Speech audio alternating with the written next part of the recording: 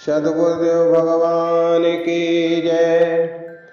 नारायणं नमस्कृत्य नरं चैव नरोत्तमं देवीं सरस्वतीं व्यासं ततो जयमुदीरयेत्। 5वें स्कंद का 26वां अध्याय, नरकों की विभिन्न गतियों का वर्णन। राजा परीक्षित ने पूछा, महर्षि, लोगों को जो ये ऊंची नीची गतियां प्राप्त होती हैं, उनमें इतनी विभिन्नता क्यों है? श्री सुखदेव जी ने कहा, राजन, कर्म करने वाले पुरुष सात्विकी, राजस और तामस ऐसे 3 प्रकार के होते हैं तथा उनकी श्रद्धाओं में भी भेद रहता है। इस प्रकार स्वभाव और श्रद्धा के भेद से उनके कर्मों की गतियां भी भिन्न भिन्न होती हैं और न्यूनाधिक रूप में ये सभी गतियां सभी कर्ताओं को प्राप्त होती हैं। इसी प्रकार निषिद्ध कर्म रूप पाप करने वालों को भी उनकी श्रद्धा की असमानता के कारण समान फल नहीं मिलता।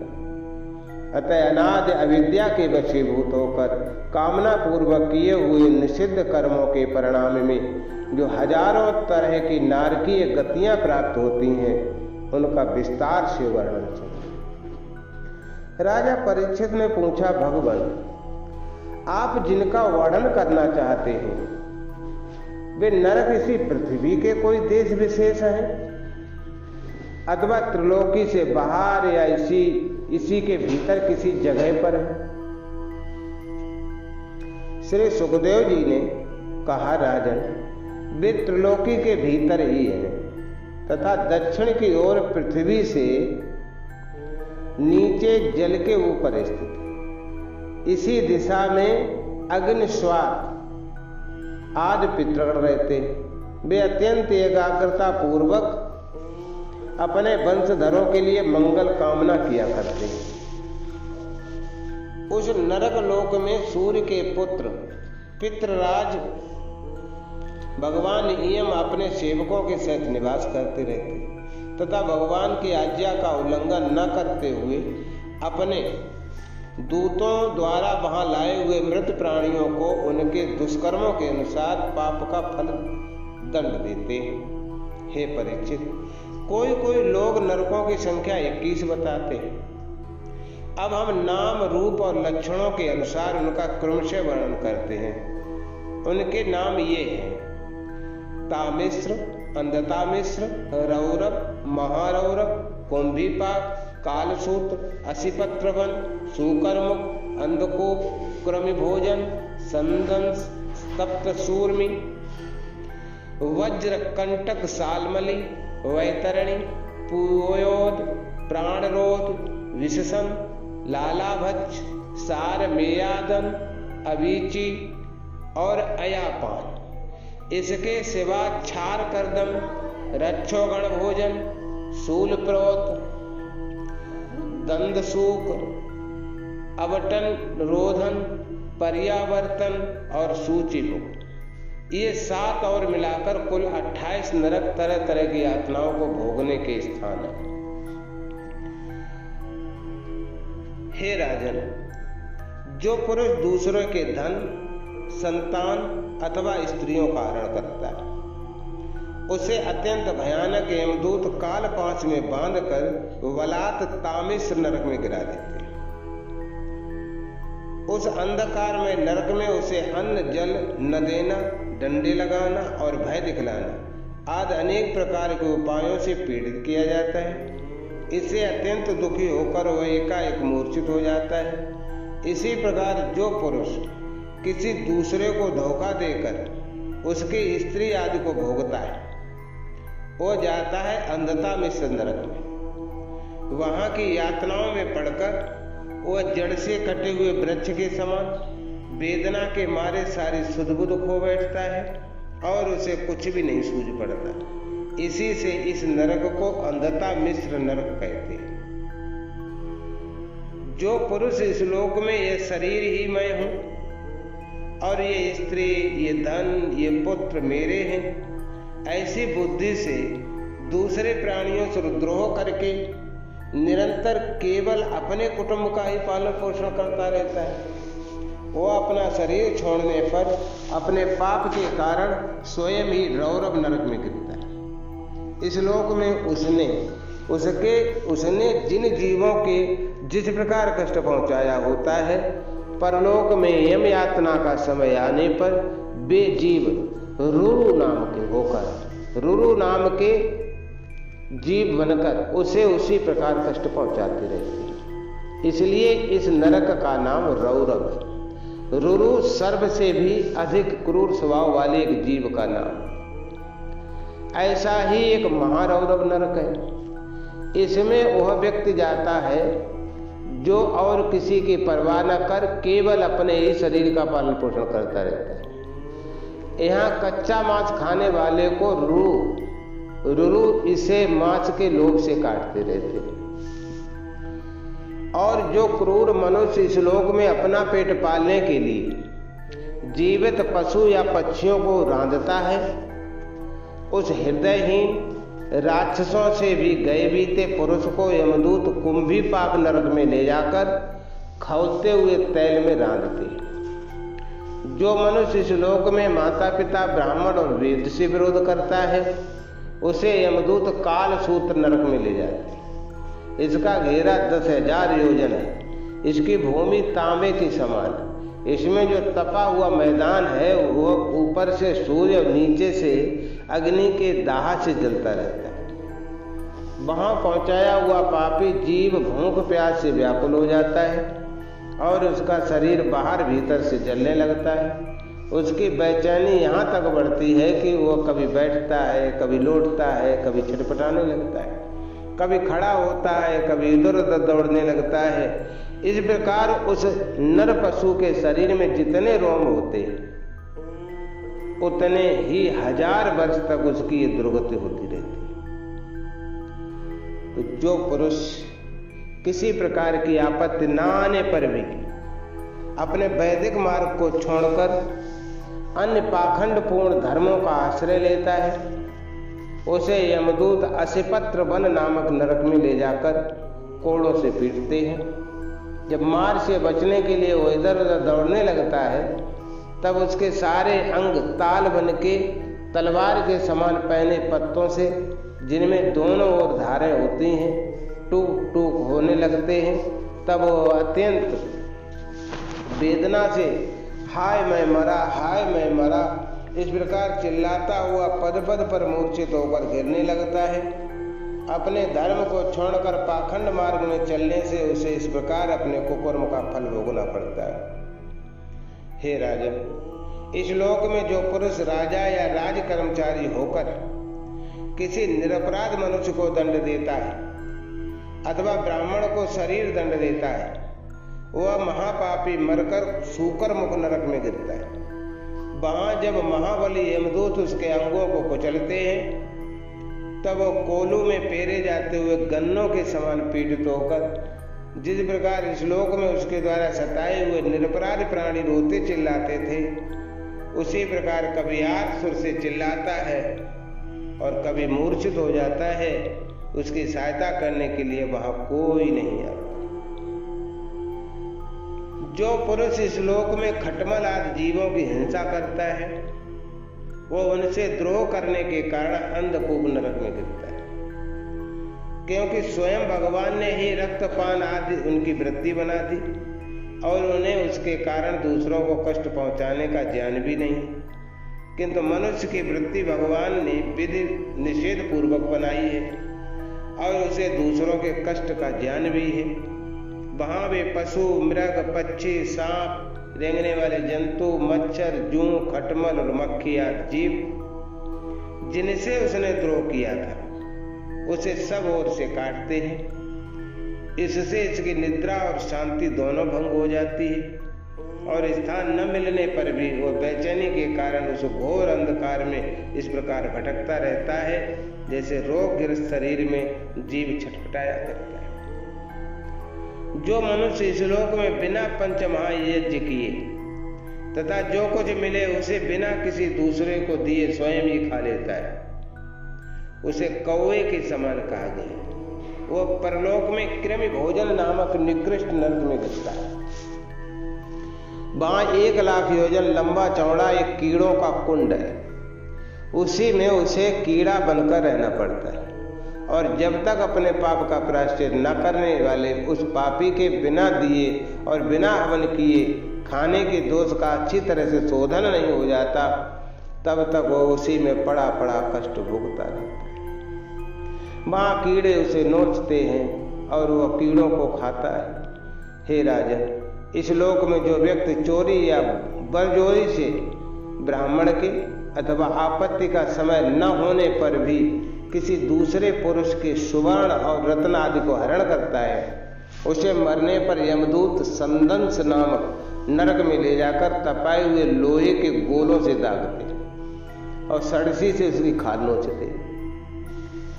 इस लोक में यदि कोई पुरुष अगम्या स्त्री के साथ संभोग करता है अथवा कोई स्त्री अगम्य पुरुष के साथ व्यभिचार करती है, तो यमदूत उसे तप्त सूर्य नामक नरक में ले जाकर कोड़ों से पीटते तथा पुरुष को तपाए हुए लोहे की स्त्री मूर्ति से और स्त्री को तपाई हुई पुरुष प्रतिमा से आलिंगन करवाते। करो। जो पुरुष इस लोक में पशु आदि सभी के साथ व्यभिचार करता है, उसे मृत्यु के बाद यमदूत वज्र कंटक सालमली नरक में गिराते और वज्र के समान कठोर कांटों वाले सेमर के वृक्ष पर चढ़ाकर फिर नीचे की ओर खींचते। राजा, जो राजा या राजपुरुष इस लोक में श्रेष्ठ कुल में जन्म पाकर भी धर्म की मर्यादा का उच्छेद करते हैं, वे उस मर्यादा अतिक्रमण के कारण मरने पर वैतरणी नदी में पटके जाते। यह नदी नरकों की खाई के समान, उसमें भरा है मल मूत्र पीव रक्त केश नख हड्डी चर्बी मांस और मज्जा आदि गंदी चीजें उसमें भरी हुई हैं। वहां गिरने पर उन्हें इधर उधर से जल के जीव नोचते, किंतु इससे उनका शरीर नहीं छूटता।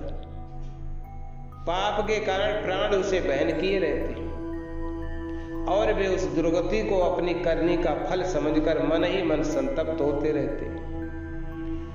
जो लोग शौच और आचार के नियमों का परित्याग कर तथा लज्जा को तिलांजलि देकर इस लोक में शूद्राओं के साथ संबंध गांठ कर पशुओं के समान आचरण करते रहते, वे भी मरने के बाद पीव विष्टा मूत्र कफ और मल से भरे हुए पुयोद नामक समुद्र में गिरकर उन अत्यंत घृणित वस्तुओं को ही खाते। इस लोक में जो ब्राह्मण आदि उच्च वर्ण के लोग कुत्ते या गधे पालते हैं और शिकार आदि में लगे रहते हैं तथा शास्त्र के विपरीत पशुओं का वध करते हैं, मरने के पश्चात वे प्राण रोध नरक में डाले जाते हैं और वहां यमदूत उन्हें लक्ष्य बनाकर बाणों से बींधते रहते हैं। हे राजन, जो पाखंडी लोग पाखंडपूर्ण यज्ञों में पशुओं का वध करते हैं, उन्हें परलोक में वैशस यानी विशेषण नरक में डालकर वहां के अधिकारी बहुत पीड़ा देकर काटते हैं। जो द्विज कामातुर होकर अपनी सवर्णा भार्या को वीर्यपान कराता है, उस पापी को मरने के बाद यमदूत वीर्य की नदी लाला भच्छ नामक नरक में डालकर वीर्य पिलाते हैं। जो कोई चोर अथवा राजा या राजपुरुष इस लोक में किसी घर में आग लगवा देते हैं, किसी को विष दे देते हैं अथवा गांवों या व्यापारियों की टोलियों को लूट लेते हैं, उन्हें मरने के पश्चात सार मेयादन नामक नरक में वज्र किसी दाढ़ों वाले 720 यमदूत कुत्ते बनकर बड़े वेग से काटने लगते। इस लोक में जो पुरुष किसी की गवाही देने में, व्यापार में अथवा दान के समय किसी भी तरह झूठ बोलता है, वो मरने पर आधार शून्य अभीच्यमान नरक में पड़ता है और वहां से 100 योजन ऊंचे पहाड़ के शिखर से नीचे को सिर करके गिराया जाता है और उस नरक की पत्थर की भूमि जल के समान जान पड़ती है, इसलिए इसका नाम अभीच्यमान है। वहां गिराए जाने से उसके शरीर के टुकड़े टुकड़े हो जाने पर भी प्राण तो निकलते नहीं, क्योंकि वो यातना शरीर होता है। इसलिए इसे बार बार ऊपर ले जाया जाकर फिर नीचे पटका जाता है।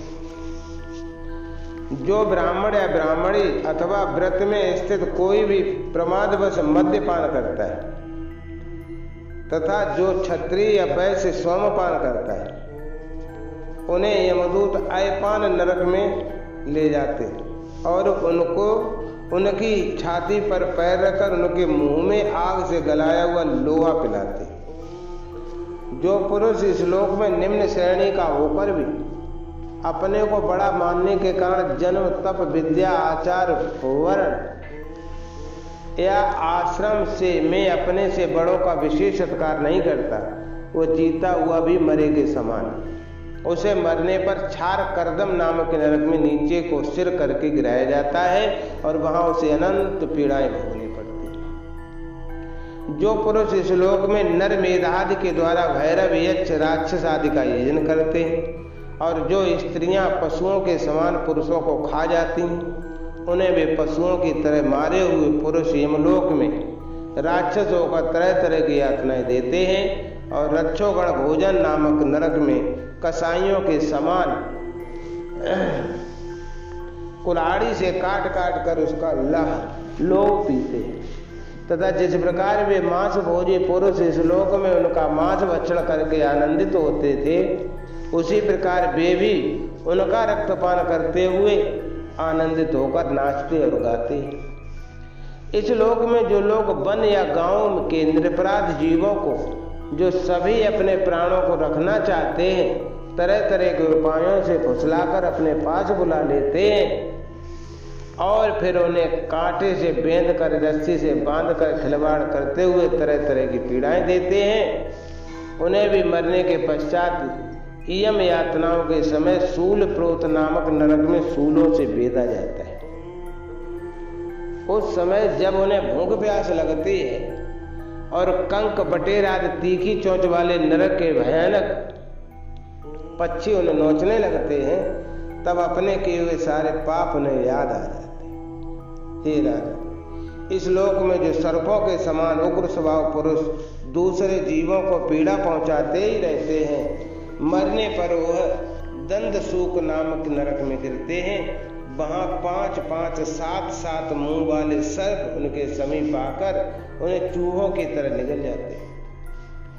जो व्यक्ति यहाँ दूसरे प्राणियों को अंधेरी खत्तियों में, कोठों में, गुफाओं में डाल देते हैं, उन्हें परलोक में यमदूत वैसे ही स्थानों में डालकर विषैली आग के तो धुएं से कूटते हैं। इसलिए इस नरक को अवटन निरोधन कहते हैं। जो गृहस्थ अपने घर आए हुए अतिथि अभ्यागतों की ओर बार बार क्रोध में भरकर ऐसी कुटिल दृष्टि से देखता है मानो वो उन्हें भस्म कर देगा, वह जब नरक में जाता है तब उस पर पाप दृष्टि के नेत्रों को गिद्ध, कंक, काक और बटेर आदि वज्र की सी कठोर चोंचों वाले पक्षी बलात् उसकी आंखें निकाल लेते हैं और इस नरक को पर्यावर्तन नाम कहते हैं। इस लोक में जो व्यक्ति अपने को बड़ा धनवान समझकर अभिमानवश सबको टेढ़ी नजर से देखता फिरता है और सभी पर संदेह रखता है, धन के व्यय और नाश की चिंता से जिसके हृदय और मुंह सूखे रहते हैं, अतः तनिक भी चैन न मानकर जो यक्ष के समान धन की रक्षा में ही लगा रहता है, पैसा पैसा पैदा करने में लगा है, उसे बढ़ाने में, उसे बचाने में जो तरह तरह के पाप करता रहता है, वो नराधम मरने पर सूची मुख नरक में गिरता है। वहां उस अर्थ पिशाच पापात्मा के सारे अंगों को यमराज के दूत दर्जियों के समान सुई धागे से सीते। हे राजन, यमलोक में इस प्रकार के सैकड़ों हजारों नरक और उपनरक हैं।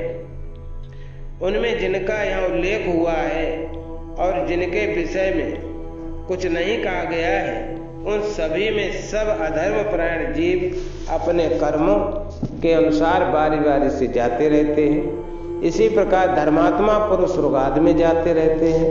इस प्रकार नरक और स्वर्ग के भोग से जब इनके अधिकांश पाप और पुण्य क्षीण हो जाते हैं, तब बाकी बचे हुए पुण्य पाप रूप कर्मों को लेकर ये फिर इसी लोक में जन्म लेने के लिए लौट आते हैं। इन धर्म और अधर्म दोनों से विलक्षण जो निवृत्ति मार्ग है, उसका तो पहले यानी द्वितीय स्कंद में ही वर्णन हो चुका है। पुराणों में जिसका 14 भुवन के रूप में वर्णन किया गया है वो ब्रह्मांड कोश इतना ही है। यह साक्षात परम पुरुष श्री नारायण का अपनी माया के गुणों से युक्त अत्यंत स्थूल स्वरूप है। इसका वर्णन मैंने तुम्हें सुना दिया।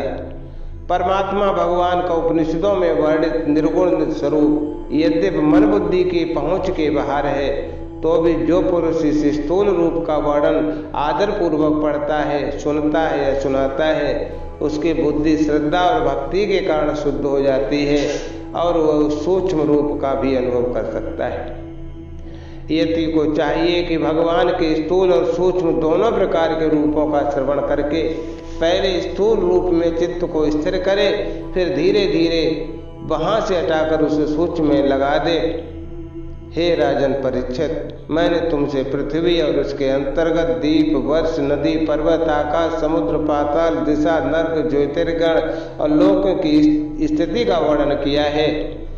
यही भगवान का अद्भुत स्थूल रूप है जो समस्त जीव समुदाय का आश्रय है।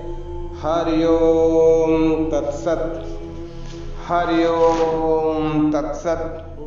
हरि ओम तत्सत।